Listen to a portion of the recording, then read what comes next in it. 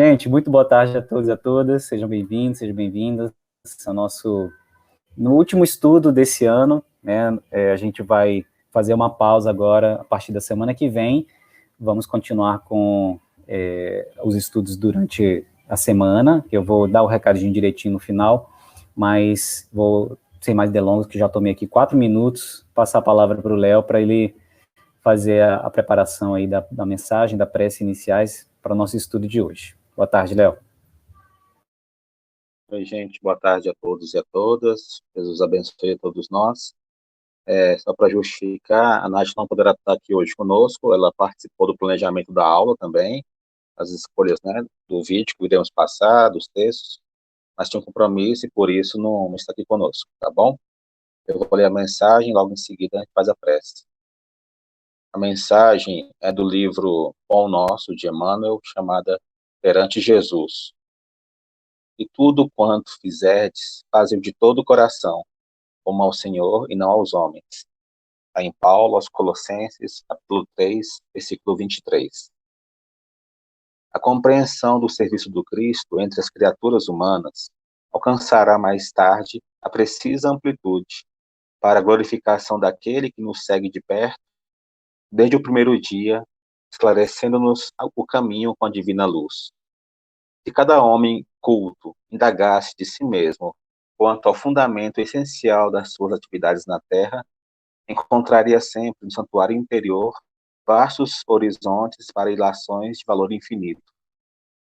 Para quem trabalhou no século, a quem ofereceu o fruto dos labores do seu dia, não desejamos menoscabar a posição respeitável das pátrias, das organizações, da família e da personalidade.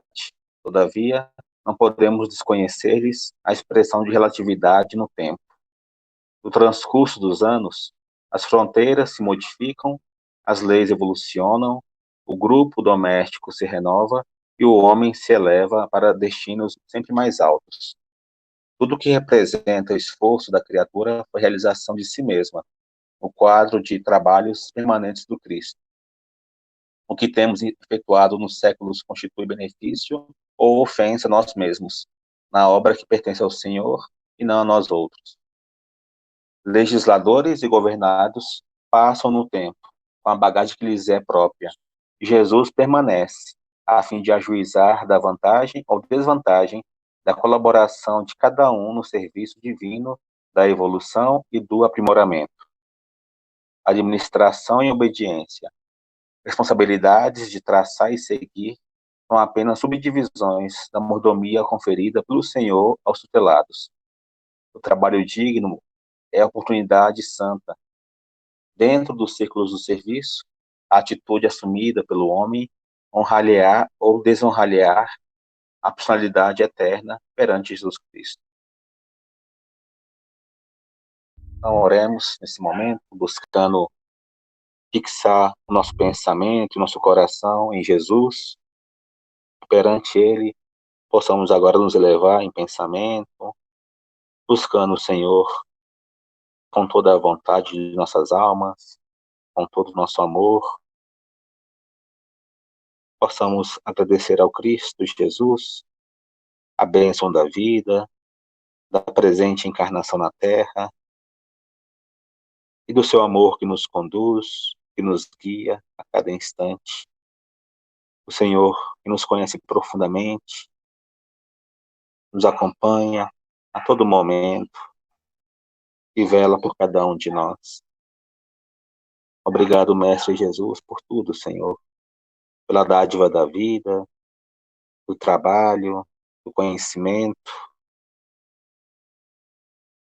da família e dos amigos, e possamos, Senhor, glorificar o seu nome e a sua presença entre nós, sendo fiéis, Senhor, até o chamado, ao labor espiritual que agora nos dedicamos. Ampara, Senhor, cada um de nós aqui presentes, desencarnados e encarnados, e que possamos, assim, nesse momento, buscar a Ti, Senhor, e sermos fiéis na Tua seara bendita.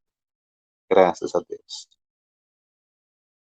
Então, boa tarde a todos e a todas mais uma vez, a quem chegou também aqui agora.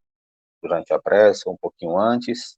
Então, novamente justificando que a Natália não estará conosco hoje, mas participou do planejamento da aula, né, das ideias acerca do nosso plano de atividade aqui hoje, tá bom?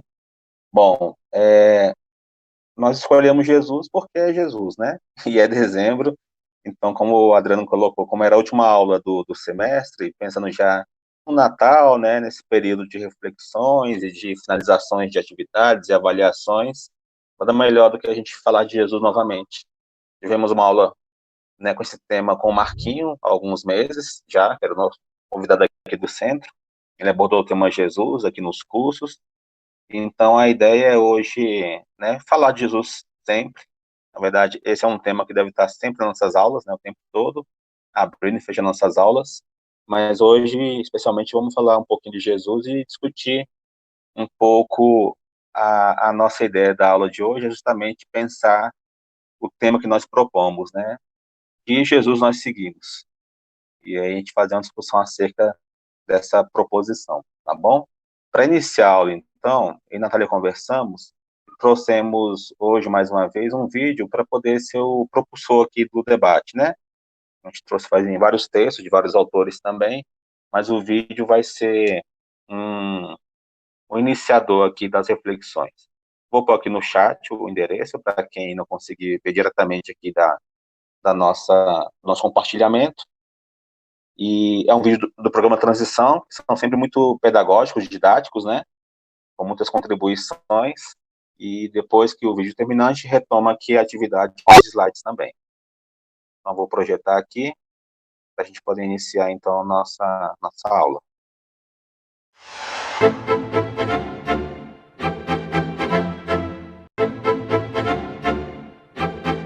Vocês ouviram o som? Allan Kardec perguntou aos espíritos qual o tipo mais perfeito que Deus tem oferecido ao homem para servir de guia e modelo.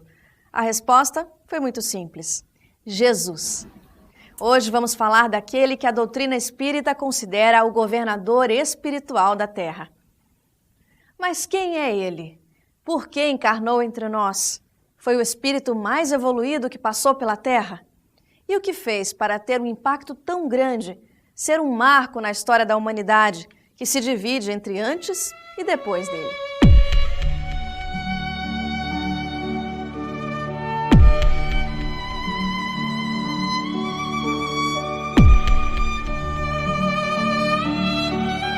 Jesus é a criatura mais bonita que passou na Terra. Quando Allan Kardec pergunta aos espíritos, na questão 625 de O Livro dos Espíritos, qual o espírito mais perfeito que Deus ofereceu à Terra para nos servir como modelo, como guia? E os espíritos responderam: Jesus. Nós temos nessa obra clássica da filosofia universal, que é o Livro dos Espíritos, a resposta mais sintética e a mais profunda. Nesse dissílabo, nós temos aí a personalidade de um espírito que nos é o guia e o governador da Terra, segundo o Espírito Emmanuel. O modelo da perfeição, do entendimento e do comportamento. Jesus, para todos nós, é o espírito mais evoluído de que se tem notícia. É uma alma criada como nós, simples e ignorante, que fez o seu trabalho evolutivo e ele assumiu então a responsabilidade de um orbe, de um planeta, que é o planeta Terra. O princípio da Terra foi através da presença de Jesus nos trabalhos da chamada gênese planetária, né? Da criação do nosso planeta. Portanto, desde aquela época, Jesus estava agindo, né? Que o verbo é ação.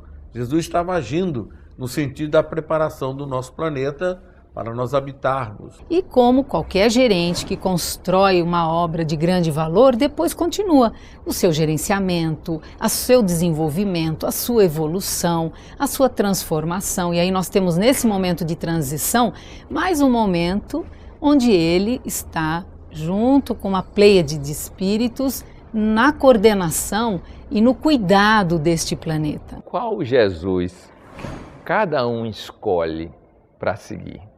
Essa tem sido uma das nossas maneiras de abordar esse tema. Há Jesus para qualquer gosto, qualquer estágio evolutivo. Todos podemos aproveitar do seu exemplo e da sua mensagem. Quando nós lemos o texto que ele próprio dita, que está nos evangelhos canônicos, a oração sacerdotal, nós percebemos que Jesus é muito mais do que um personagem histórico. Porque ele chega a dizer que recebeu a humanidade, os espíritos, dizemos nós, na época da criação. Isto é, ele é o gestor do nosso processo evolutivo planetário. Por isso que ele, em determinado momento em que a humanidade já poderia captar alguns dos seus ensinamentos, ele aportou aqui à Terra. Ele representa a síntese de perfectibilidade e de perfeição que o nosso movimento humano pode aspirar. Ele reúne dentro da sua postura aquilo que o ser humano pode focar enquanto objetivo de vida. E para que a humanidade não se sentisse órfã, ele, segundo os espíritos, depois de enviar os emissários, veio ele próprio dar testemunho vivencial de que o ser humano, como ser humano, pode ser um ser divino. Quando ele se dispôs a vir entre nós para exemplificar a lei do amor, nós sabemos o quanto ele precisou se diminuir, vamos dizer assim, na sua intensidade luminosa, para que a Terra tivesse a capacidade de suportar a sua vinda. Profetas existiram muitos, todos com o seu valor inestimável, mas Jesus, o maior dos profetas, aguardado por alguns de uma maneira diferenciada, porque esperavam aquele guerreiro, aquele lutador, aquele libertador dos poderes da matéria. Jesus veio mostrar a essência do Espírito. Cada palavra, cada gesto, cada atitude de Jesus deixou um ensinamento na Terra. Pergunta-se, o que ele trouxe de mais importante? E os Espíritos respondem, o amor e a fraternidade. A fraternidade é que tem norteado muitos lares, fazendo com que muitos lares permaneçam em equilíbrio. Criaturas que se reúnem no âmbito do próprio domicílio para fazer uma oração focalizando a imagem de Jesus. E a transformação que acaba acontecendo com essas vidas é algo inenarrável. Jesus, esse grande mestre espiritual, veio à Terra para abrir uma nova fase na humanidade. Porque nós estávamos habituados a lei de Moisés, olho por olho, dente por dente, e Jesus vem nos trazer a lei de amor. Então esta abertura extraordinária, baseada na sua vivência, na sua exemplificação, é que dividiu realmente a história da humanidade. De fato, antes e depois de Jesus são dois momentos marcantes. Tudo acontece antes ou depois. E por que esta divindade, vamos dizer assim, se materializou entre nós? Pelo amor enorme que Ele tem por todos nós. Nós que somos seus irmãos menores e que temos no Evangelho do Cristo, na sua vivência, a nossa norma de conduta, ainda estamos dando os primeiros passos nessa trajetória.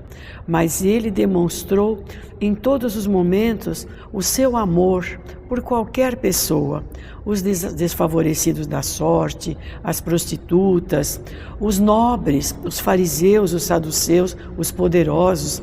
Para Jesus não havia distinção de classe social. Então Jesus é este sol que nós devemos acolher na manjedoura do nosso coração, permitindo que ele renasça a cada dia para orientar os nossos passos na senda evolutiva com menos tropeços.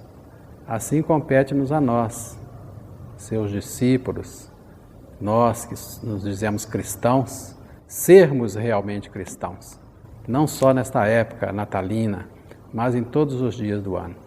Permitir que nosso coração se abra para agasalhá-lo em nossa intimidade.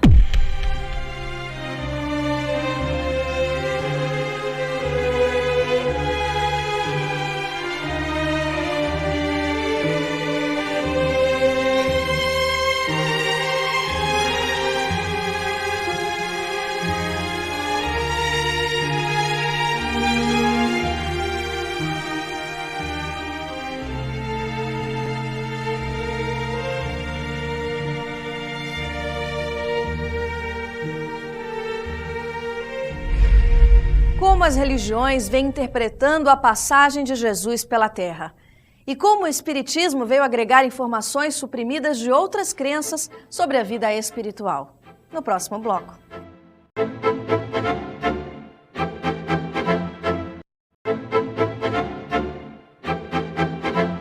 Allan Kardec define o Espiritismo como a ciência nova que vem revelar aos homens, por meio de provas irrecusáveis, a existência e a natureza do mundo espiritual e suas relações com o mundo corpóreo. E completa dizendo, é a essas relações que Jesus se refere em muitas circunstâncias, mas muito do que ele disse permanece inacessível ou falsamente interpretado. Podemos encontrar nos ensinamentos de Jesus dados sobre a vida espiritual, a reencarnação, a mediunidade, por exemplo? Mas por que essas informações foram suprimidas pelas religiões e só resgatadas pelo Espiritismo muito tempo depois? Jesus é a história de uma vida num tempo tão curto, de 3 anos de vivência coletiva, mas tão fecundo, tão transformadora, que foi capaz de dividir a história antes dele e depois dele. É a figura de maior excelência que podemos considerar, porque ele reformula os códigos do direito e da justiça humana. Porque se antes dele era o não roube, não preste falso testemunho, não adulteres, não, ele é a figura do sim. E a moral de Jesus, as regras apresentadas por Jesus, estão fundamentadas na pedagogia do amor. E o amor, por consequência, traz o respeito integral entre as criaturas, a convivência solidária, fraterna entre todos os homens e a diminuição do egoísmo, que, segundo ele próprio, realmente é a enfermidade maior da nossa humanidade. Mas por que ele irritou tanto os da sua época? Porque ele foi um reformador, porque foi um despertador de consciências, porque ele convidava ao uso da razão. Ele dizia, não é o sábado o dono do homem, o homem é o dono do sábado. Trouxe o perdão. Se alguém te bater na face direita, oferece a outra. Não é para apanhar, é para perdoar. O perdão que hoje cientificamente está provado, cura, liberta, desenvolve o indivíduo. Jesus foi contra tudo o que impedia o crescimento do homem e entrou em choque com os sacerdotes. Entrou em choque também com os romanos, que temiam que surgisse um libertador do povo hebreu. Foi o revolucionário do amor. Eu considero o Evangelho não um Evangelho, um código de moral, mas é um código para o homem ser feliz, para ele alcançar a felicidade. Agora, é evidente que ele mostra que a felicidade ela é conquistada através da prática do bem, da caridade, que ele sintetizou em 2 mandamentos. Jesus, na realidade, ele não fundou nenhuma religião. Ele sintetiza em 2 mandamentos. Amarás a teu Deus com todo o teu coração, com todas as tuas forças, e ao próximo como a ti mesmo. E até ele sintetiza dizendo, nisto estão contidos toda a lei e os profetas. A lei, os 10 mandamentos e os profetas. Tudo se resume no amor a Deus e no amor ao próximo. Essa frase encerra um acordo de família universal, onde as pessoas poderão se amar sem restrição, sem limite. O amor verdadeiro, o amor sem egoísmo, o amor parceria, o amor cumplicidade, o amor espiritual. Se pudéssemos resumir o Velho Testamento e o Novo Testamento, nós poderíamos dizer que a lei poderia se resumir em amar a Deus e ao próximo como a si mesmo, como estava posto no Pentateuco mosaico. Mas Jesus é o Espírito que vem e consegue viver isso na amplitude máxima. Ninguém antes dele, nem depois dele, conseguiu ter essa abrangência de profundidade. Jesus efetivamente consegue ultrapassar todos aqueles que foram os profetas, os emissários que lhe antecederam e depois que lhe seguiram a mensagem altaneira e bela. Ele é tão grandioso porque ele vive o que fala. E quando fala, fala do que vive. Porque quando nós experimentamos um estudo, uma reflexão, é muito difícil colocar na prática. Nós temos informações, conhecimento, mas não temos a sabedoria vivencial. Jesus é o Espírito que passou pela Terra, que teve maior aderência entre mapa e território. Porque aquilo que ele dizia era aquilo que ele fazia. E aqueles que eram os seus contemporâneos, quando veem falando no Sermão do Monte, dizem, ele fala com quem é autoridade. Porque ele tinha autoridade. E a partir de Jesus, o espírito de caridade muda. Apesar das confusões, apesar do nosso desequilíbrio, apesar de toda a deturpação dos ensinamentos de Jesus, as sementes são tão preciosas que nos acompanham até hoje.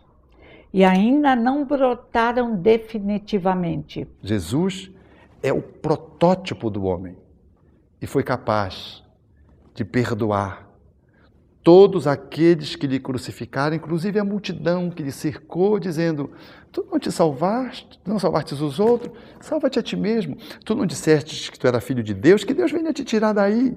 No sarcasmo, no ódio, na crueldade. E ele diz, Pai, perdoa-lhes porque eles não sabem o que fazem. Esse amor numa grandiosidade que é difícil se abarcar ainda nos dias de hoje. E ele ousou dizer e exemplificar tudo o que disse, ele fez. Voltou 3 dias depois, celebrando a morte da morte, demonstrando que a morte não existe. E voltou para os mesmos que abandonaram, que traíram, que fugiram. E nenhuma palavra de queixa nos seus lábios bordados de luz. Nenhuma fala que pudesse xingar a mãe de alguém. Apenas amor. Voltou para os mesmos discípulos. Jesus deixava claro quando ele dizia, meu reino não é deste mundo. Quando ele dizia, há muitas moradas na casa do meu Pai. Não pode ver a Deus se não renascer de novo. O que Jesus estava falando? Estava falando da reencarnação. Estava falando da pluralidade das existências. Jesus deixava muito claro todas essas verdades que o Espiritismo veio trazer a lume. Por que algumas religiões tomaram o cuidado para mascarar ou para retirar essas afirmativas de Jesus? Pelas suas teorias, pelos seus conceitos, seus interesses, vamos dizer assim, religiosos. Cada religião molda de acordo com a sua interpretação. As informações que temos basicamente no Espiritismo, nós as encontramos na vida de Jesus. Quando Jesus, por exemplo, dizia assim, a cada um segundo suas obras. É a nossa lei de causa e efeito, de ação e reação, o resultado de nossos atos. Cada um recebe realmente segundo as suas obras. Temos, por exemplo, quando Jesus fala para Pedro que não foi sangue nem carne que lhe revelou que ele é o Cristo, o Filho do Deus Altíssimo, não é?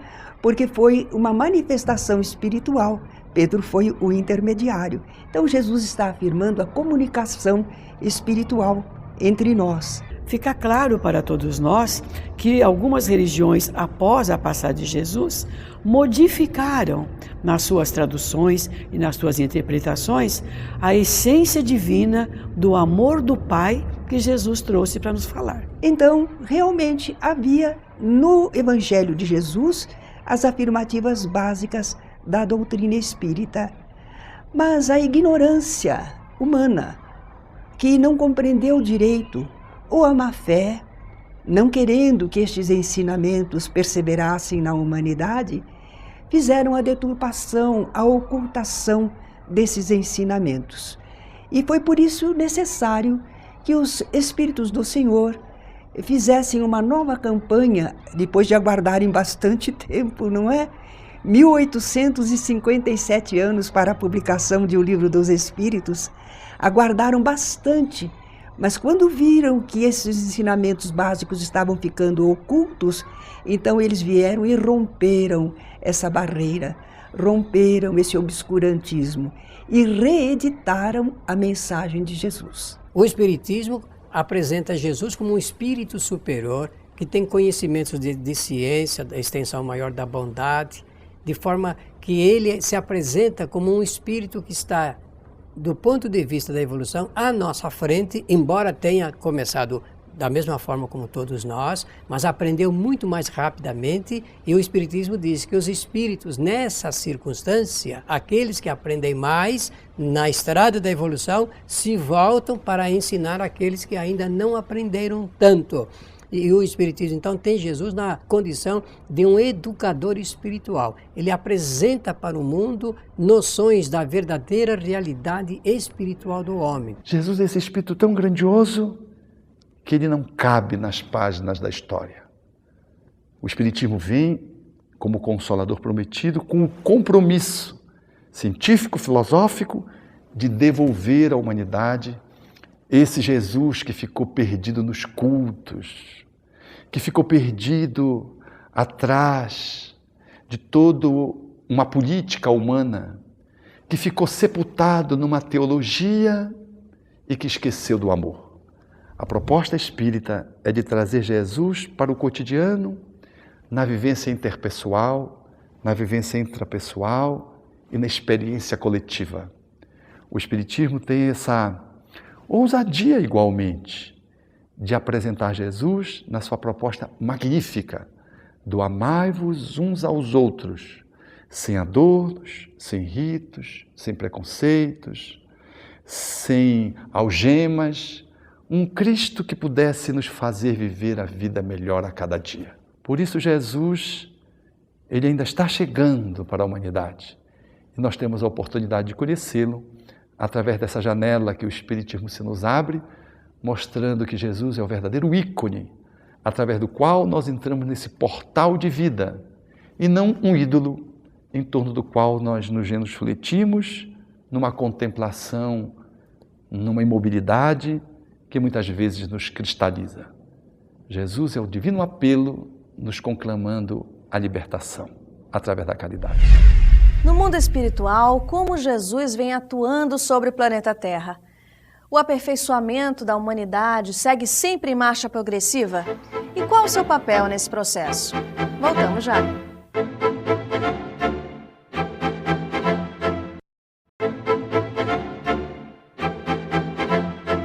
Ele encarnou para demonstrar o nosso imenso potencial de desenvolvimento na Terra. Nos inspirou, curou, consolou e mais de 2000 anos depois, seus ensinamentos permanecem atuais. Mas além desse legado, como Jesus continua governando a Terra até hoje? E qual tem sido o seu papel nesse momento de transição planetária?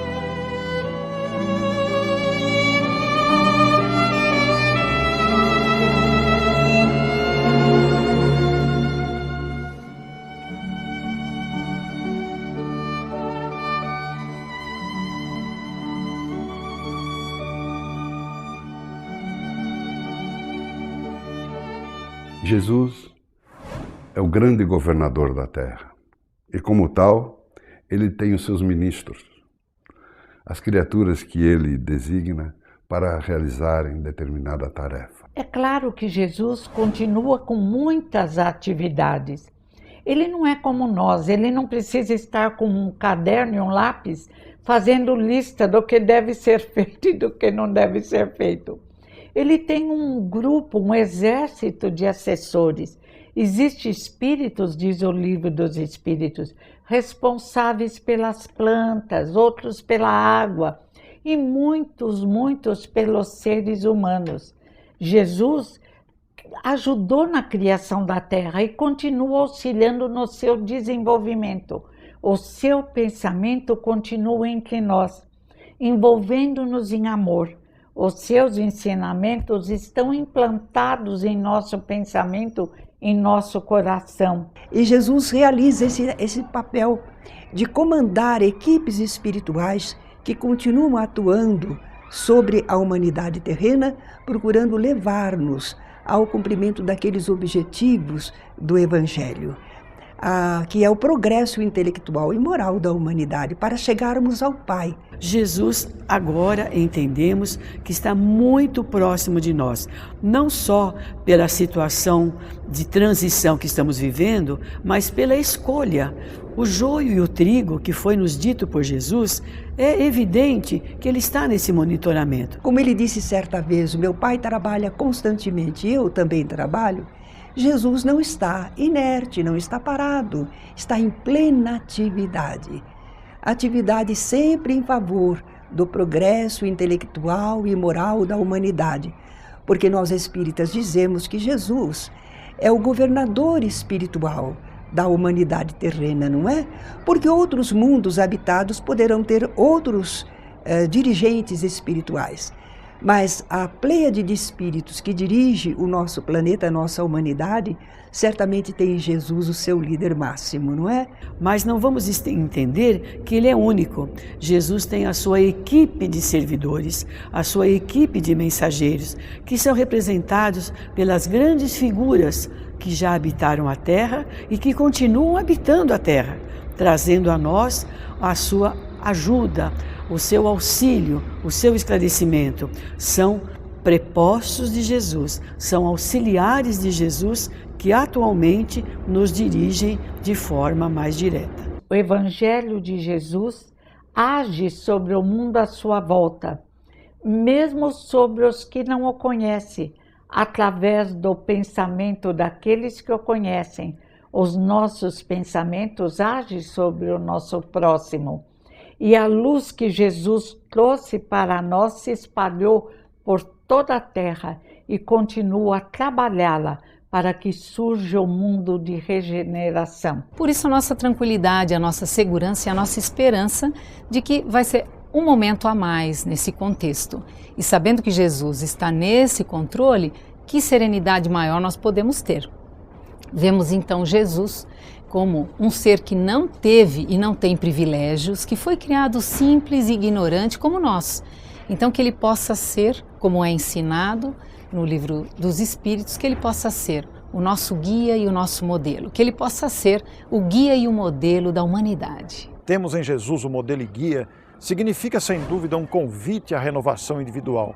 Ao mesmo tempo, um convite para que possamos elevar a nossa condição moral e nos voltarmos para atender às carências humanas, não somente as carências materiais, mas essencialmente as carências morais. Trabalharmos uns pelos outros, estendermos as mãos uns aos outros e estarmos com a consciência da importância de cada um de nós para a felicidade e para a plenitude de vida neste planeta. Ninguém que a ele se equipare, divisor da história, cujos fastos passaram a ser contados antes e depois dele. Jesus é a estrela máxima que ilumina os céus da humanidade. Ele veio dizer-nos que era necessário que tivéssemos vida e vida em abundância. Que neste Natal não esqueçamos o aniversariante, que nos não deixemos impressionar pela proposta mercadológica da troca de presentes inúteis, que façamos da nossa vida um Natal permanente.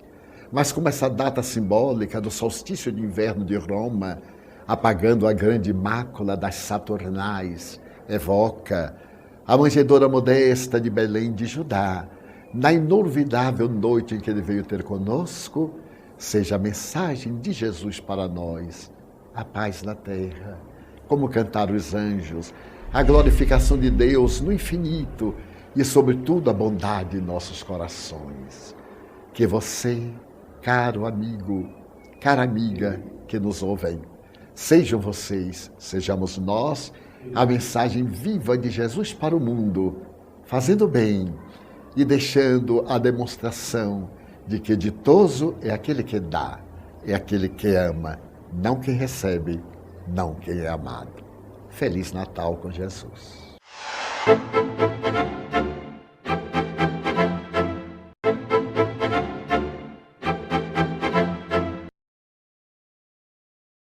Bem, gente, vamos então seguindo aqui. O vídeo foi então uma proposta de trazer novamente, relembrar alguns pontos, né, alguns conceitos espíritas sobre Jesus, alargar um pouco também a compreensão sobre o tema, né, para aqueles temas que a gente ainda não tem tanta apropriação.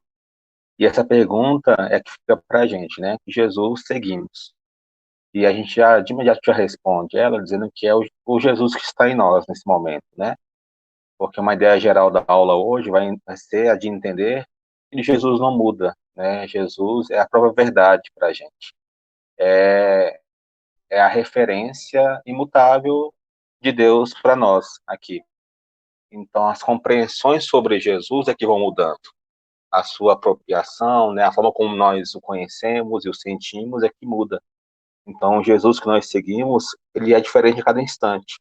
Porque a cada instante a gente tem conseguido, ou tem tentado pelo menos, entender, sentir e vivenciar esse mestre, né, esse Cristo. Então, por isso essa pergunta, né, e a gente vai entender que ela é mutável. A gente está em processo cada vez maior, né, de entender e de significar para nós o que é o Cristo, o que é Jesus e o que é o seu Evangelho. Né? Por isso, essa questão de hoje para nossa aula e ao tema da própria aula em si também, né?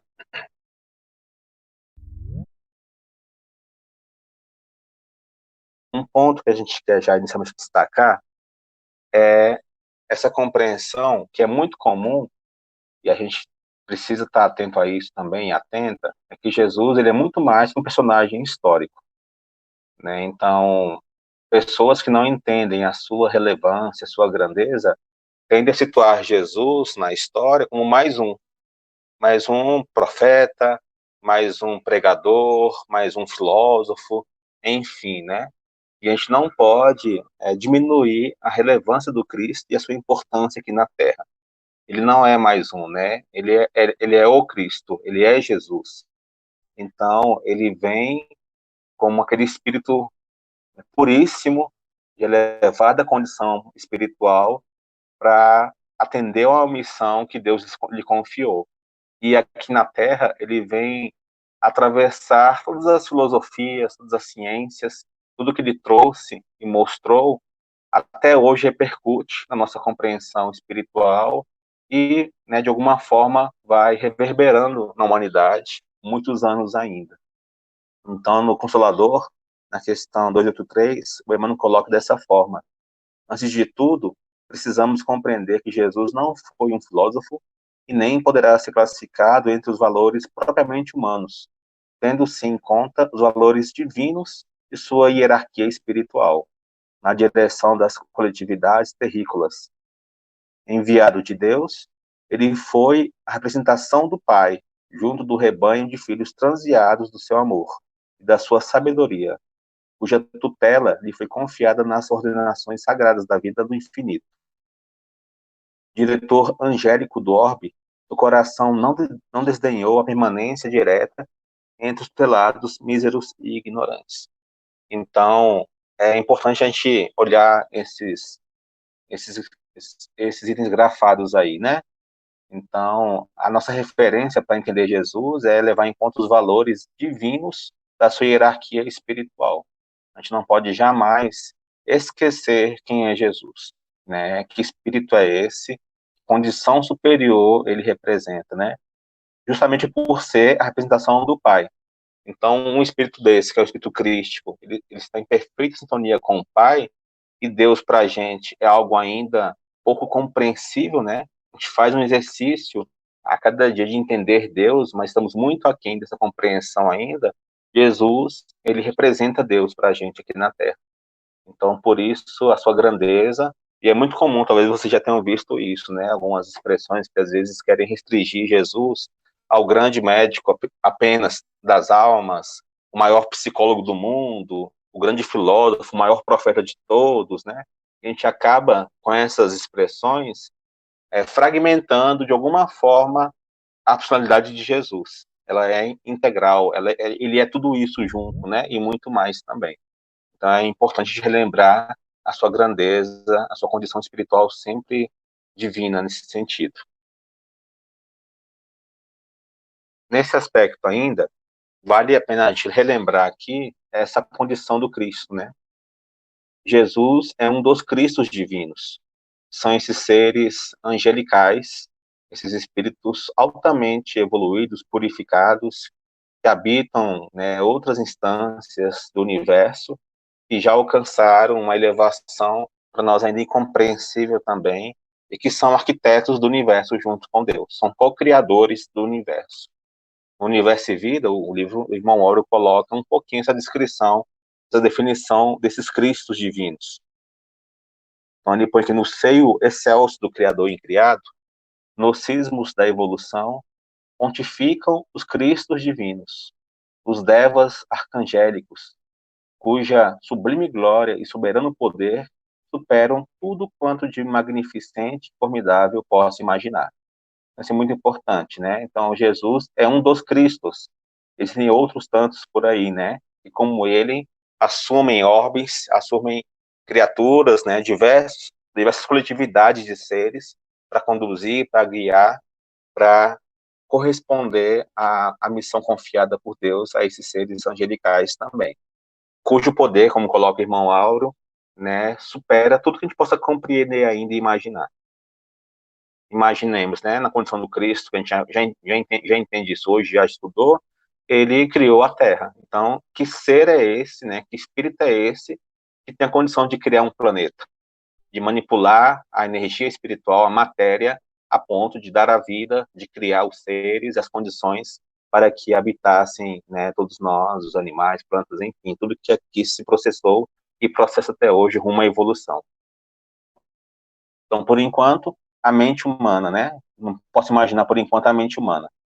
São eles que, sob a inspiração do grande arquiteto do universo, né, que é Deus, presidem no infinito a construção, ao desenvolvimento e à desintegração dos orbes, fixando-lhes as rotas, as leis fisioquímicas e biomatemáticas e gerindo os seus destinos e os de seus habitantes. Então, é uma tarefa excepcional essa, né? Você criar um orbe, dar as condições adequadas, segundo as leis divinas, né?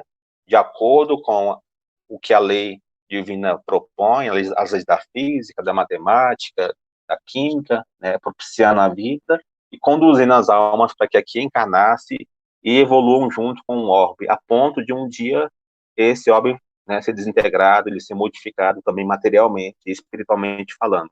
Então, esses são os Cristos, né? Que são uma pequena expressão do que eles são e fazem, para a gente poder relembrar a grandeza gloriosa desses espíritos e o seu papel no universo. E ressaltando, né, a condição superior do Cristo, Jesus, que está conosco até hoje aqui e nos conduz nessa rota evolutiva. Ô, Léo. Oi.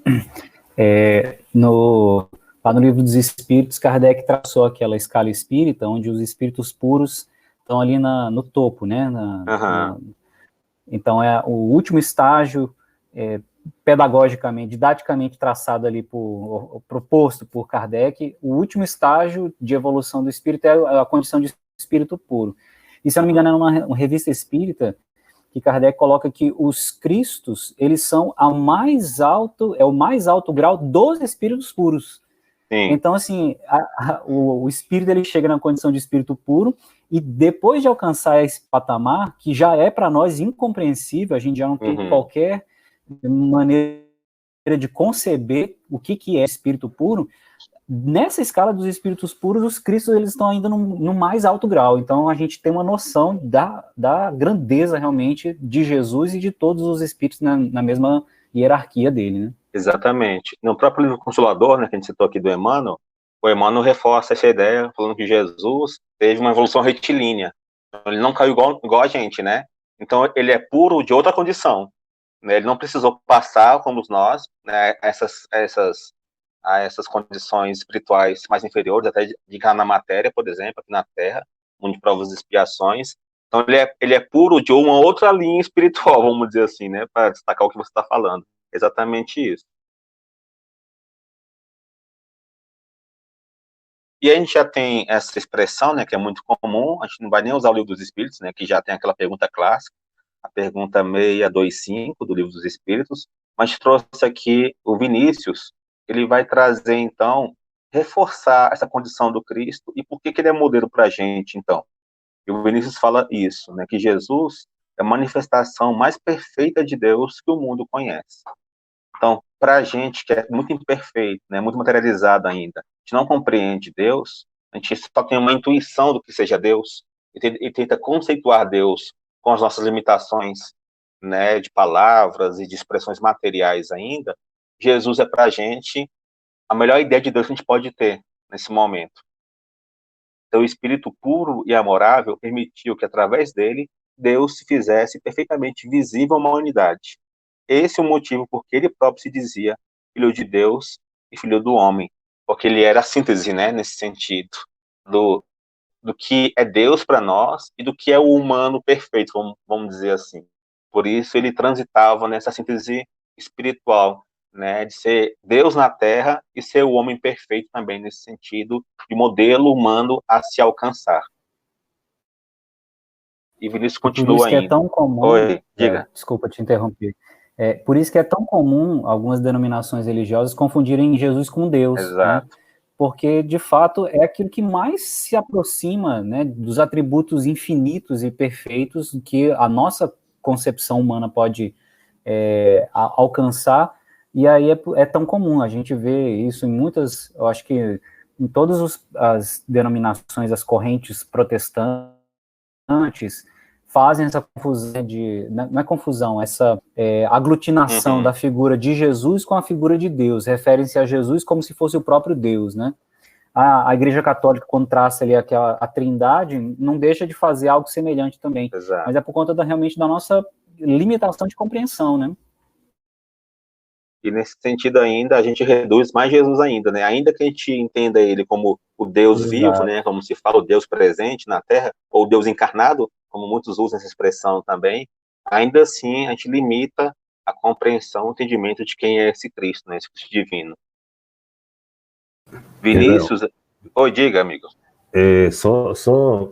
Completando o que o Adriano colocou, a questão 625, Kardec faz um comentário. Ele diz, né, que a perfeição de Jesus é uma perfeição moral. E nós, na maioria das vezes, nós queremos ensinar ou representar essa pureza, e na maioria das vezes nós transviamos por meio de falsos princípios humanos. Como você disse lá no início, nós resumimos Deus da forma que nós entendemos, né? Nós entendemos Cristo como um profeta, como mais um na história, né?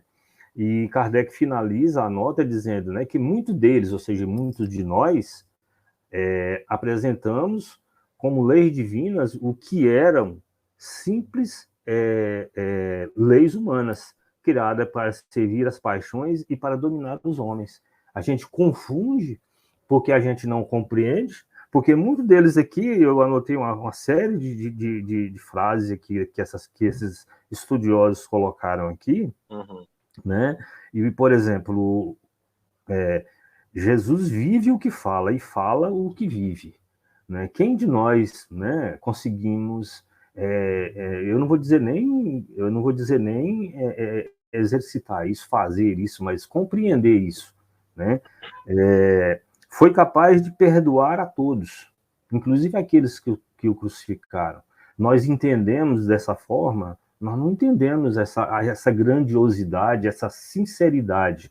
E ainda quando você fala de profeta, ele completa, né, Kardec completa na questão 624, quando ele diz qual o verdadeiro caráter do verdadeiro profeta. É o homem de bem, né? É o homem de bem, aquele que é inspirado por Deus. É o verdadeiro, não é o homem mentiroso. Então, a compreensão que nós temos de Jesus hoje, né, ainda está muito longe do que realmente ele é. Nós ainda temos que caminhar muito para compreender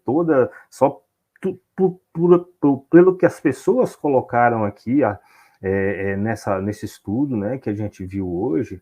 A gente viu, eu fazendo uma comparação, o quanto a gente está distante de compreender essa grandeza de Jesus e essa representatividade que Jesus tem sobre nós, e precisa ter, porque ele é modelo e guia nosso, e que nós estamos ainda muito longe de compreender essa representatividade dele, porque nós sempre trazemos essa representatividade para o ponto que nós compreendemos, que é muito mais a parte física, muito mais a parte homem, né, muito mais a parte material do que espiritual.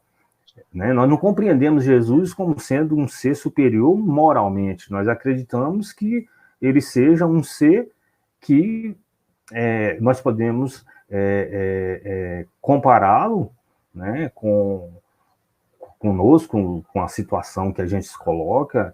É claro que a gente tem que ter essa liberdade de conversar com ele, de falar com ele, mas há uma distância muito grande entre nós e Jesus, e que nós temos que compreender isso justamente para que a gente consiga entender que ele é o modelo e guia, e que nós temos que fazer o que ele fez, né? Falar o que ele falou e fazer o que ele fez e o que ele falou, porque se de outra forma a gente não vai, a gente vai continuar sempre, né, confundindo a pureza moral dele com o nosso ensinamento, com a nossa diversidade, né, com as nossas diversidades, com os nossos transviamentos materiais, simplesmente. Exato.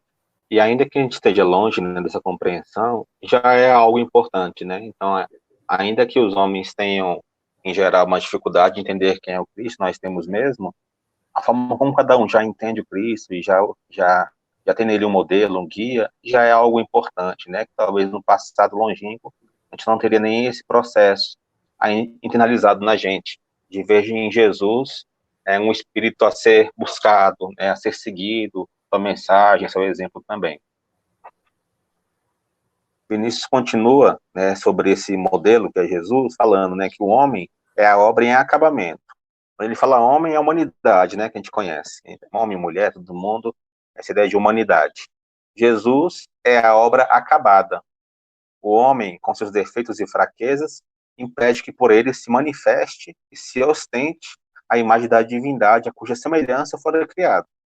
Jesus revela Deus em sua majestade, em seu esplendor, como o límpido cristal de um espelho refletindo a imagem que o defronte.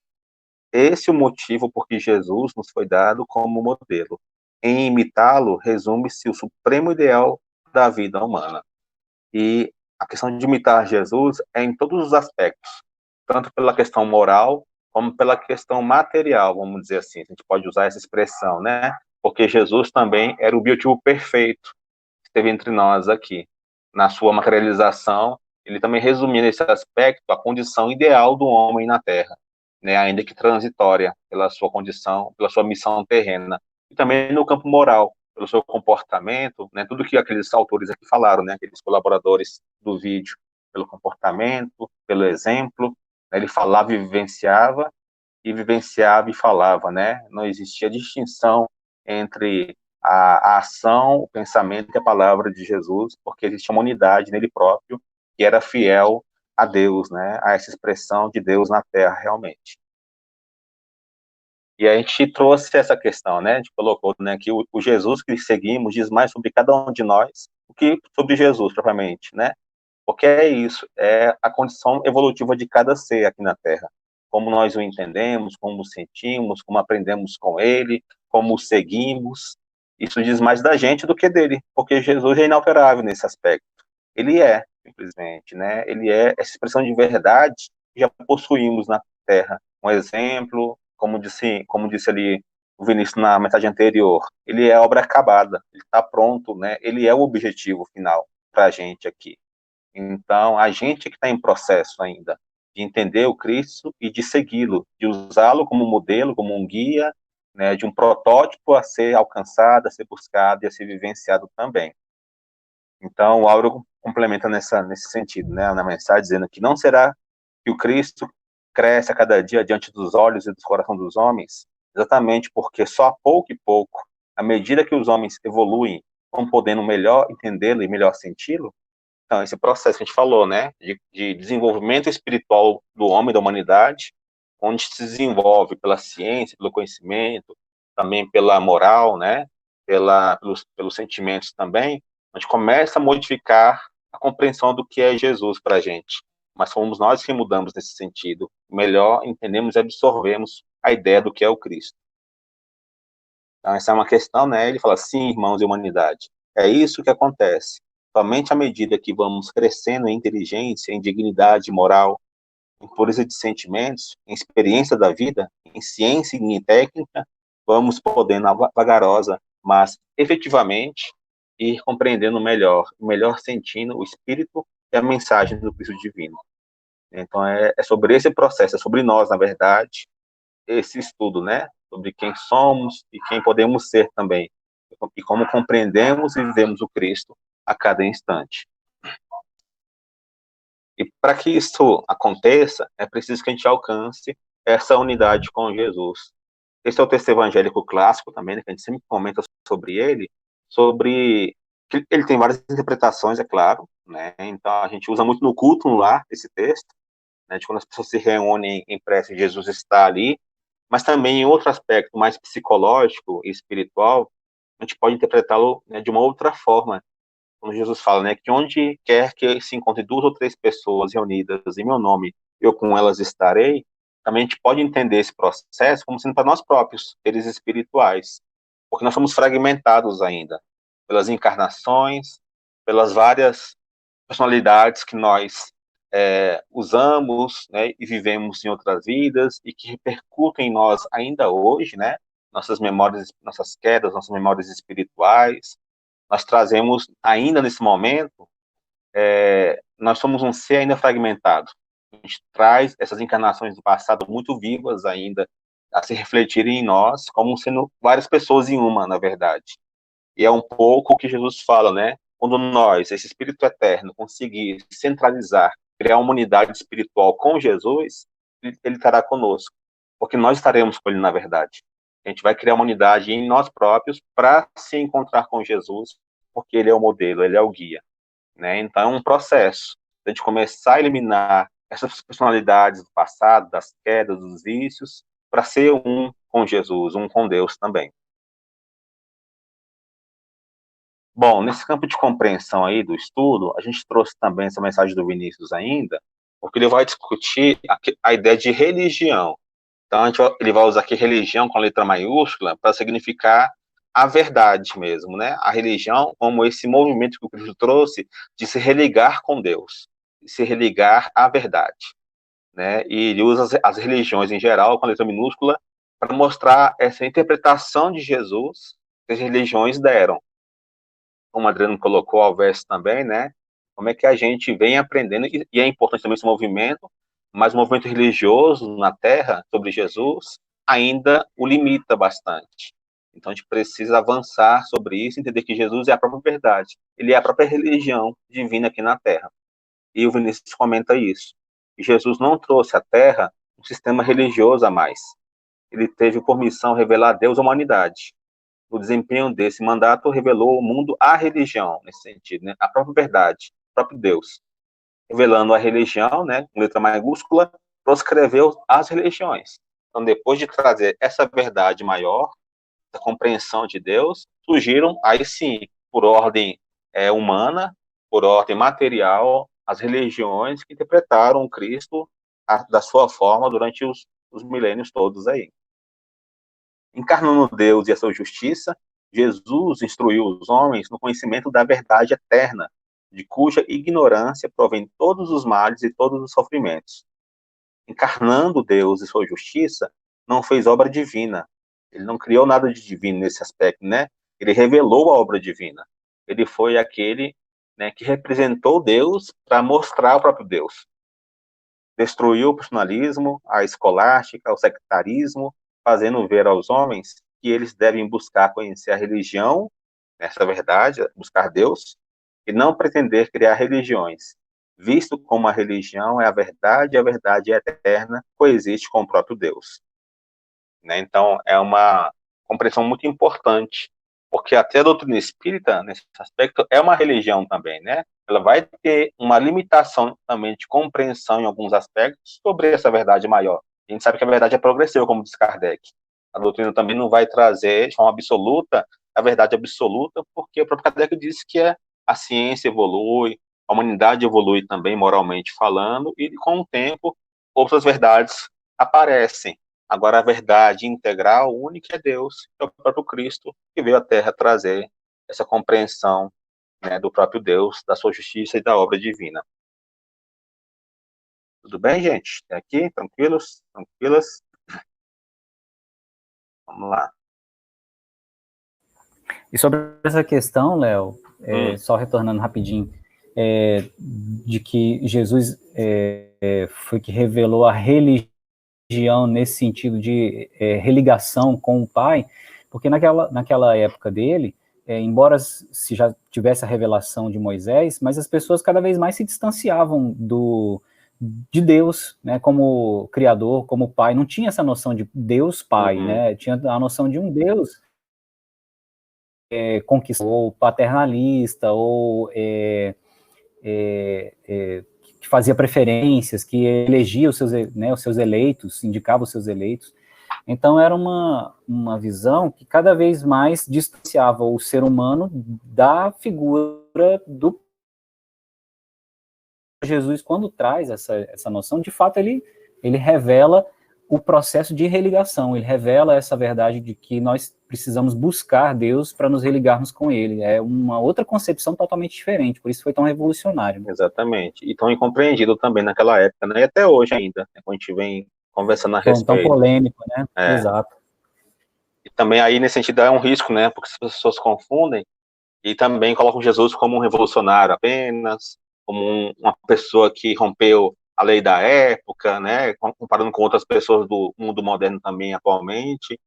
Ele fez isso não só pela opção de negar o outro, né, mas por revelar a obra divina, ele pôs em contradição justamente essa visão de Deus materializada, né, comparada às condições e questões humanas meramente nesse aspecto. E por isso gerava esse estranhamento das pessoas, essa convalescência social também, né? Porque trouxe uma ideia nova, impactante, e por isso mobilizava emoções, sentimentos, conhecimentos acerca desse Deus vivo que ele representava aqui na Terra. Ei, Léo. Oi. Tem um fato interessante também, que você relembrando assim, algumas falas de Jesus, diante dessa fala que você tinha colocado anteriormente sobre esse aspecto desse processo evolutivo mesmo da religião em si. E aí fica bem claro quando ele fala que enviaria o Consolador, e esse Consolador revelaria tantas outras coisas que ele não pôde revelar naquela época, naquele período, né? Aí a gente vai entender a importância desse processo religioso mesmo, auxiliando a humanidade nessa clareza, né? E isso se dá de forma gradativa, mas ao longo que vai acontecendo um processo de maturação também. E aí isso vai realmente acontecendo, né? Porque realmente vai se entender uma série de outros aspectos a qual não se tinha tanta clareza ou tinha tanto entendimento como naquele período, né? Exatamente. E eu lembro, assim, pegando um exemplo prático, hoje em dia ainda, como a gente condiciona Jesus e Deus aos nossos caprichos, né? Um exemplo bem bobo, assim. Às vezes a gente está vendo alguma partida, né, algum jogo de futebol, de vôlei, enfim. Então, quando um atleta, né, ele quer destacar ali que ele teve um êxito, ganhou, ele fala assim, graças a Deus, Deus me abençoou aqui hoje, né? E aí eu fico pensando assim, será que ele não pensa que o que perdeu também é filho de Deus, né? Então, se abençoou ele que ganhou, o que Deus fez com o outro que deixou perder? Né? E a gente começa a criar esses sectarismos, né? Essas práticas que desvirtuam a compreensão do que é esse Jesus, do que é esse Deus, do que é esse amor e justiça também. De acordo com um capricho, uma vontade, de uma fé que a gente acha que ela é nossa apenas, mas que na verdade representa só um gosto pessoal, né? Porque desconsidera o outro, a coletividade, desconsidera a caridade, enfim, a justiça, que é igual para todo mundo, né? Nesse aspecto, porque Deus, ele é Pai misericordioso de todos nós. Sobre esse aspecto ainda, aí a gente trouxe aqui uma mensagem completa da Joana de Ângeles, do livro Jesus e Atualidade, para a gente poder ler e comentar aqui. A gente achou muito pertinente trazer. Deixa eu ver esse aqui. Não, desculpa, gente, tá? É a outra. Tá mais para frente ainda. Né? Esse trechinho aqui é do livro Evolução em Dois Mundos, do André Luiz, ainda pegando o gancho sobre essa discussão sobre Jesus e religião, né? E como é que ele impacta as religiões do mundo atualmente também. E essa mudança que vem com a ideia de Jesus para além só das crenças religiosas, dos rituais, enfim, dos cultos em geral. André Luiz comenta: com Jesus, no entanto, a religião, como sistema educativo, alcança iminência inimaginável. Então, o André Luiz recupera essa ideia, que a religião é importante. Com Jesus, de fato, né, se a gente entender bem esse processo, a religião entre os homens vai ser um elemento importante, um instrumento importante de elevação das pessoas também. Nem templos de pedra, nem rituais, nem hierarquias efêmeras, nem avanço ao poder humano. O mestre desaferrolha as arcas do conhecimento enobrecido e distribui-lhe os tesouros. Dirige-se aos homens simples de coração, curvados para a gleba do sofrimento, e ergue-lhes a cabeça trêmula para o céu. Aproxima-se de quantos desconhecem a sublimidade dos próprios destinos e assopra-lhes a verdade, vazada em amor, para que o sol da esperança lhes renasça no ser. Abraça os deserdados e fala-lhes da providência infinita. Reúne em torno de sua glória que a humildade escondia, os velhos e os doentes, os cansados e os tristes, os pobres e os oprimidos, as mães sofredoras e as crianças abandonadas, e entrega-lhes as bem-aventuranças celestes. E continua aqui. Ensina que a felicidade não pode nascer das posses efêmeras que se transferem de mão em mão, e sim da caridade e do entendimento, da modéstia, do trabalho, da tolerância e do perdão. Afirma-lhes que a casa de Deus está constituída por muitas moradas nos mundos que enxameiam o firmamento, e que o homem deve nascer de novo para progredir na direção da sabedoria divina. Proclama que a morte não existe e que a criação é beleza e segurança, alegria e vitória em plena imortalidade. Pelas revelações com que vence a superstição e o crime, a violência e a perversidade, paga na cruz o imposto de extremo sacrifício aos preceitos humanos, que lhe não perdoam a soberana grandeza, mas, reaparecendo redivivo para a mesma humanidade que o escarnecera e crucificara, desvenda-lhe em novo cântico de humildade a vicissitude da vida eterna. Então, o André Luiz reforça aqui, nesse trechinho, a ideia de que a religião de Jesus, ela é a prática do que se acredita, né? Então, essa fé viva do bem, da caridade, do amor, do perdão, ele é vivenciado. A religião deve ser uma vivência do espírito, não apenas uma crença, né? Só uma glorificação, como a gente vê muitas vezes em algumas religiões. Ela tem que ser aquela religião vivida a cada dia, pois o Cristo fazia assim. Ele foi um exemplo vivo para nós de como, de fato, levar Deus às pessoas, que é pelo bem que se faz para elas, né? Deus, nesse sentido, é essa verdade maior, essa religião absoluta, que é daquela que resgata, que ampara, que auxilia o tempo todo. E por isso, reforça-se nesse sentido que Jesus, ele é o fundamento da verdade.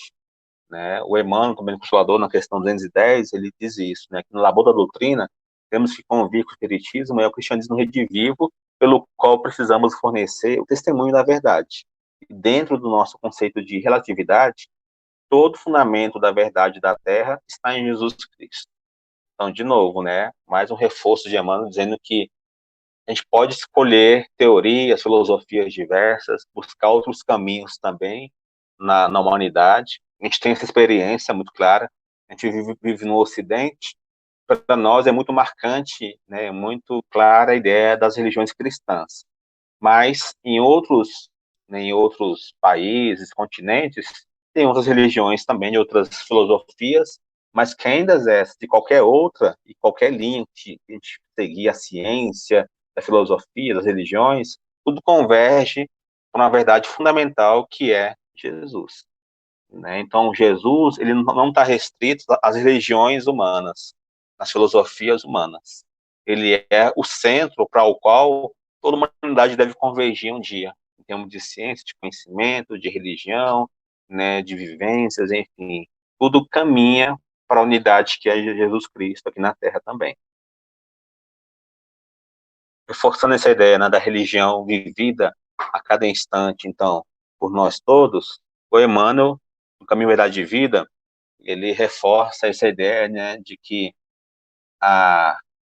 o exercício do nosso cristianismo, né, da vida de Jesus em nós, é o tempo todo, em qualquer lugar.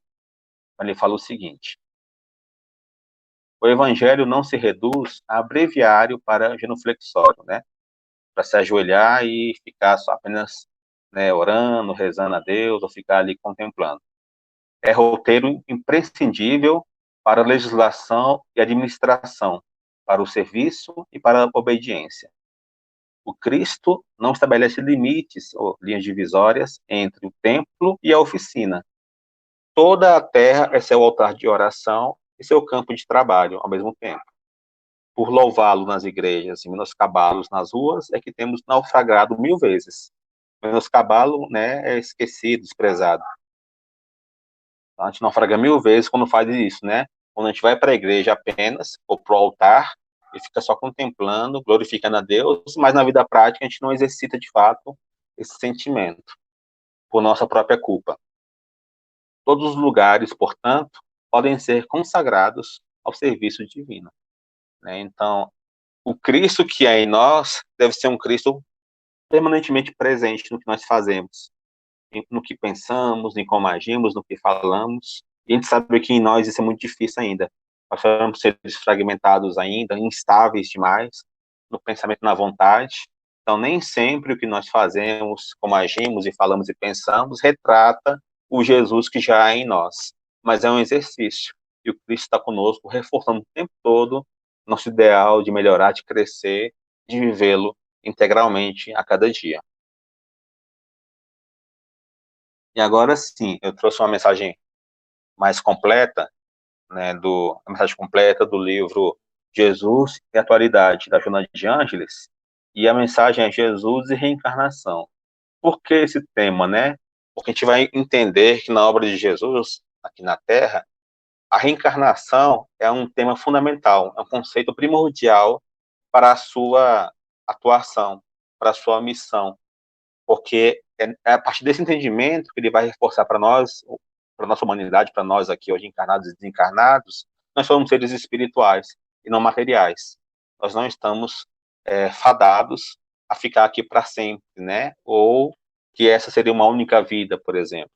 Então, esse conceito de encarnação na obra de Jesus ele é fundamental para a gente entender a nossa condição espiritual de evolução também.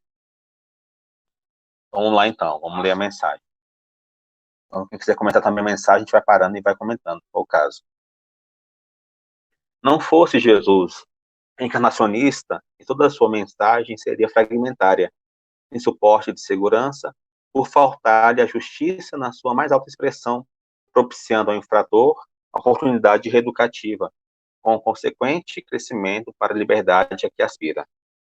O amor por ele ensinado, se não tivesse como apoio a bênção do renascimento corporal, ensejando recomeço e reparação, teria um caráter de transitória preferência emocional, com a seleção dos eleitos e felizes, em detrimento dos antipáticos e desditosos.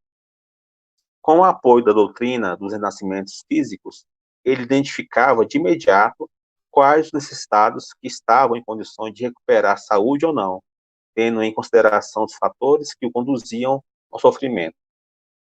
E por isso mesmo, nem todos aqueles que lhe buscavam a ajuda logravam-na ou recuperavam-se. Porque sabia ser enfermo o espírito e não o corpo, sempre se dirigia preferencialmente à individualidade e não à personalidade de que se revestia cada homem. Sabendo acerca da fragilidade humana, emulava a fortaleza moral, fiel à lei de causa e efeito vigente no mundo. Aqui é um ponto importante, gente, sobre essa questão do espírito e do corpo, Porque muita gente questiona, né, essa questão, se Jesus era tão poderoso, né, podia curar, por que ele curou mais gente? Né? Porque ele, usando seu magnetismo poderoso, fez o bem a mais pessoas também. Porque não era o seu objetivo. Ele não veio para curar corpos, mas para curar almas. Ele veio para tratar o espírito enfermo, né? O espírito recalcitrante, caído. As curas materiais foram só oportunidades de mostrar justamente esses ensinamentos para o espírito eterno, que estava ali preso à matéria ainda. Não apenas um diálogo mantido com Nicodemos vibrou a sua declaração quanto à necessidade de nascer de novo. Ela se repete de forma variada, outras vezes confirmando o processo das sucessivas experiências carnais, método misericordioso do amor de Deus para o benefício de todos os espíritos. Nenhuma surpresa causara aos seus discípulos a resposta a respeito de Elias, que já viera, assim como a indagação em torno de quem ele seria, segundo a opinião do povo, em razão de ser crença quase generalizada à época, a pluralidade dos renascimentos. Né? Elias, como a gente lembrar do Evangelho, era João Batista encarnado, que tinha voltado em outra encarnação. Também foi Moisés, né? Isso é importante também, que a Joana falou. Espírito puro, né, falando de Jesus, jamais enfermou, enfrentando os fatores climáticos e ambientais mais diversos, com a mesma pujança de força e saúde, a se refletir na expressão de beleza e de paz neles estampada, né? Porque Jesus dominava, né, com seu magnetismo, todas as condições materiais e espirituais ao seu redor. Ele conseguia, então, controlar todos os processos biopsicoespirituais, né, que ele enfrentava naquela atual presença aqui na Terra. Quem o visse jamais o olvidaria, né, jamais o esqueceria. E todo aquele que lhe sentisse o toque amoroso ficaria impregnado pelo seu magnetismo para sempre. É verdade que não são poucos homens, que foram comensais da sua misericórdia, aparentemente o esqueceram. Todavia, encarnaram-se através da história, recordando as multidões e ainda hoje se reencontram empenhados em fazê-lo conhecido e amado. A psicoterapia que ele utilizava era centrada na reencarnação, por saber que o homem é o modelador do próprio destino, vivendo conforme o estabeleceu através dos atos nas experiências passadas. Por tal razão, jamais condenou a quem quer que fosse, sempre oferecendo a ocasião para reparar o prejuízo e recuperar-se diante da própria, bem como da consciência divina. A própria consciência, né, e perante a consciência divina, a lei divina. Sem preferência ou disputa por alguém ou coisa alguma, a tudo e a todos amou com desvelo, albergando a humanidade de todos os tempos no seu inefável afeto. Espalhou missionários pela terra, falando a linguagem da reencarnação, até o momento em que ele próprio veio confirmá-la, acenando com esperança futura de felicidade para todas as criaturas. Não te crucifiques na consciência de culpa, após reconhecer o teu erro. Não te encarceres em sombras, depois de identificar os teus delitos. Não te amargures em demasia, cobrindo-te equivocado. Renasce dos teus escombros e recomeça a recuperação de imediato, evitando futuros retornos expiatórios e junções cruciantes, situações penosas. Pede perdão e reabilita-te ante aquele a quem ofendeste e prejudicaste. Se ele te desculpar, será bom para ambos. Porém, se não o fizer, compreende-o e segue adiante, não mais errando. Felicitado por alguém, perdoa-o e desatrela-te dele, facultando-lhe a paz e vivendo o bem-estar que decorre da ação correta. A reencarnação de que te utilizas é concessão superior que não podes desperdiçar. Cada momento é valioso para o teu trabalho de sublimação e desapego de amor puro.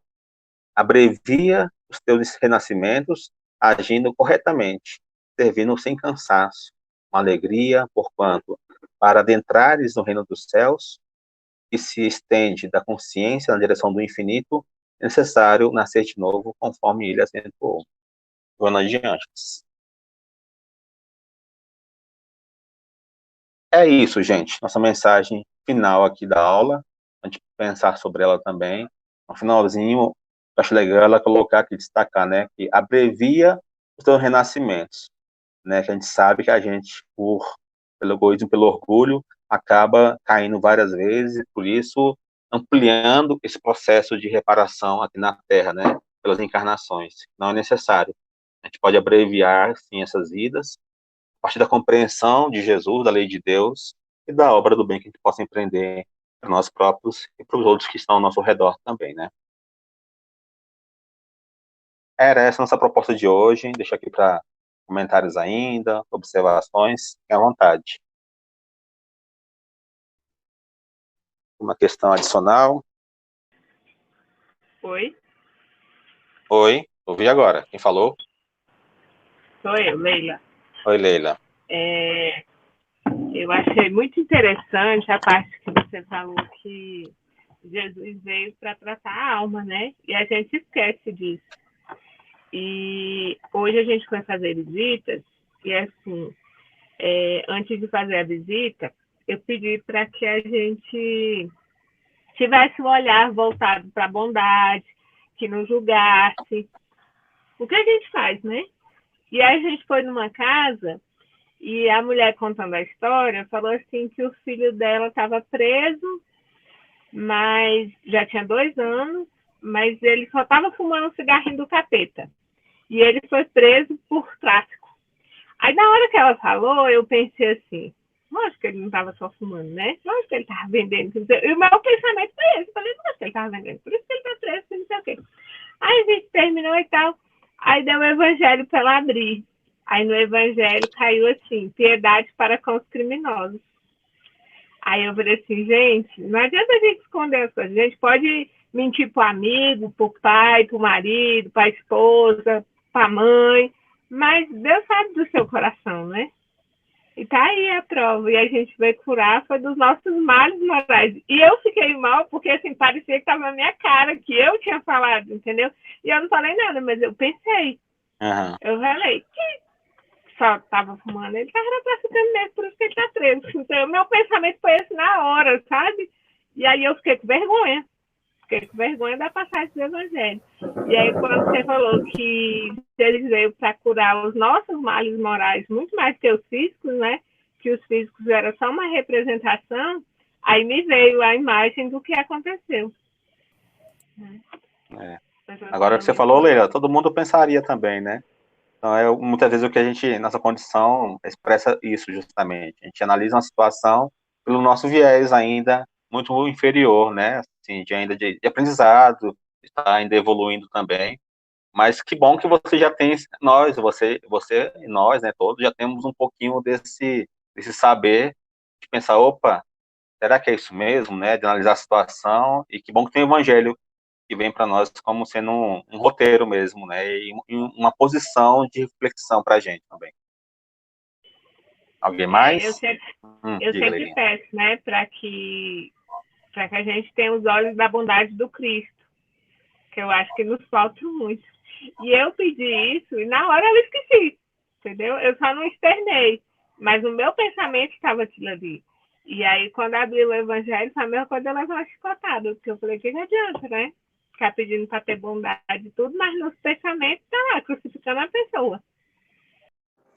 E Léo, só um comentário nessa fala da Leila, que eu achei interessante também, porque demonstra quanto a gente ainda é tão a gente ainda tem tanta essa condição ainda, né, inferior, essa condição nossa mesmo ainda. Mas isso é interessante porque faz com que a gente tenha que ter um pouco mais de atenção, porque é exatamente esse processo de mudança a qual a gente busca, né? Então, como a Leila falou, acho que cada um de nós, em alguma situação, deve ter passado por situações semelhantes, né? E em algum momento, porque é a condição mesmo do cristão verdadeiro, né? Que é buscar entendimento e essa mudança para que seja algo efetivo, para que seja como aquilo que você falou, para que a gente esteja com Cristo, né? Para que a gente esteja com o Pai, porque essa também é uma fala do Cristo, né? Que Ele está com o Pai, né? E o Pai está com Ele. Então, da mesma forma, então a partir do momento que a gente consegue ter essa compreensão, ter esse entendimento, porque vem a lição para que a gente aprenda mesmo, a gente começa a realmente estar mais próximo dele, né? Verdade. E a evolução, ela é coletiva sempre, né? Ainda que a gente faça escolhas individuais, é no outro que a gente consegue evoluir, é pelo outro também, é com o outro. Então, a gente analisa o outro, mas a gente analisa também a nós próprios, como nessa situação que a Leila trouxe para a gente também. Se não fosse o outro, a gente não conseguiria também estar evoluindo, né? Então, muitas vezes, aquele que a gente acha que é inferior a nós, está nos conduzindo para um lugar diferente, melhor também na evolução, né? Só pela vivência da experiência de estar com uma pessoa em sofrimento também, em dificuldade. Então, vamos fazer a prece, então, nesse momento. Mais uma vez, possamos pensar em Jesus, da forma como o sentimos em nós próprios, como ele habita em nossos corações e mentes, nesse esforço de entendê-lo, de seguir a sua mensagem, ele que é o caminho, a verdade e a vida, modelo a ser seguido. Obrigado, Mestre amado, por tudo, Senhor, por tua presença conosco, por nos guiar nessa estrada evolutiva, provas de expiações e reparações ainda, para que compreendamos a lei de amor e de caridade, Senhor. Que a sua paz, a sua luz nos guie a todos, nos conduza ao teu coração misericordioso, amoroso, Senhor, hoje e sempre. Graças a Deus.